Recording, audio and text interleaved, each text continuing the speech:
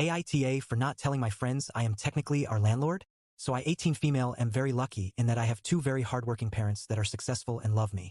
We aren't mega wealthy but we are very comfortable as my parents are extremely smart financially. We own multiple houses as part of our real estate portfolio that we rent out for extra income. I recently started college and as a present for working hard and getting into my dream school my parents gifted me one of our houses that is near my college. I was going to inherit them all anyway but I really appreciated their gesture.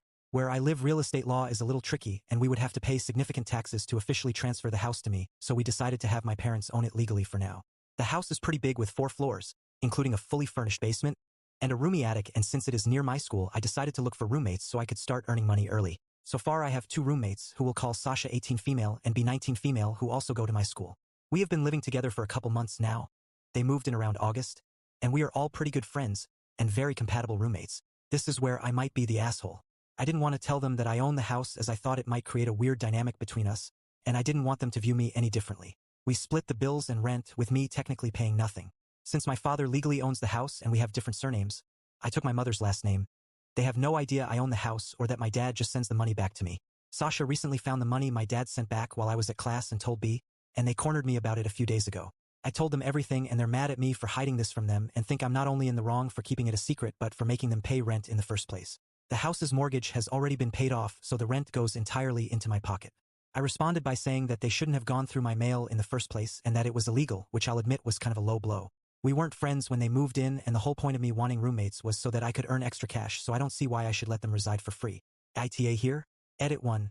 People in the comments were asking, basically we have a system where whoever is home brings all the mail in and puts it on the kitchen island. B brought the mail in but Sasha opened my mail before I got home. My dad doesn't send me straight up cash lol, he mails 2 checks with the amount Sasha and B paid, and when Sasha saw the checks from the landlord to me with the exact amount of her and B's rent she put 2 and 2 together and interrogated me when I came home. I don't know why she opened my mail in the first place.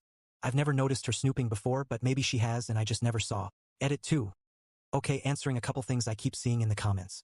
Yes, I know the assets aren't technically mine but I have unlimited access to them, will inherit all of them one day. My parents have told me this directly, it's not an assumption. And my parents consider it equally mine, so yes, I consider them mine as well. I didn't earn them. I was just lucky enough to be born to amazing parents and I'm grateful to them for that. Asterisk generic comment about evil landlords. B and Sasha are not poor, and I'm not charging way above market price. If they felt the price was too steep they could dorm, which is actually cheaper, or find a cheaper place. They are paying extra for luxury. I'm not exploiting broke children. Why use checks instead of a banking? I do all of my business online but my dad bought a fancy custom mailbox and he's trying, and failing, to convince my mom that it wasn't a waste, so he likes to mail everything now. I get letters instead of texts. Yes, it's ridiculous, and after this incident we'll definitely be doing our finances online only. I maintain that I'm not mega rich. Yes, I acknowledge that I'm extremely privileged compared to most other Americans, but in my head at least mega rich is people like my boyfriend's family that own actual mansions and have yachts, or like celebrities and billionaires with private jets, etc. Compared to most of my friends, I'm middle class. Why I changed my last name when I'm on good terms with my father?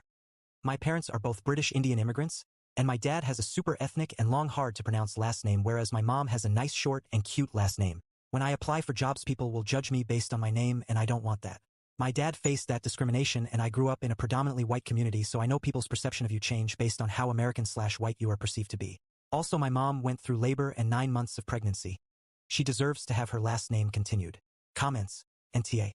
But stop saying that you aren't mega wealthy. You got given a 4-story house in a college city as a graduation gift, and enough income that you can afford to live in a house like that with only 2 roommates. Your family is absolutely wealthy and your attempts at trying to be humble make the teeth itch.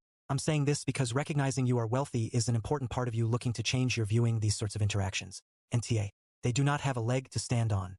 Just because you are extremely privileged does not mean they should get to live rent-free. But I agree with the poster above. You are extremely out of touch and tone deaf. Only mega-rich people use terms like our real estate portfolio. Only very wealthy people own multiple homes mortgage-free. And renting out a house your parents gave you is not exactly earning money, even if it is going in your pocket, as you say.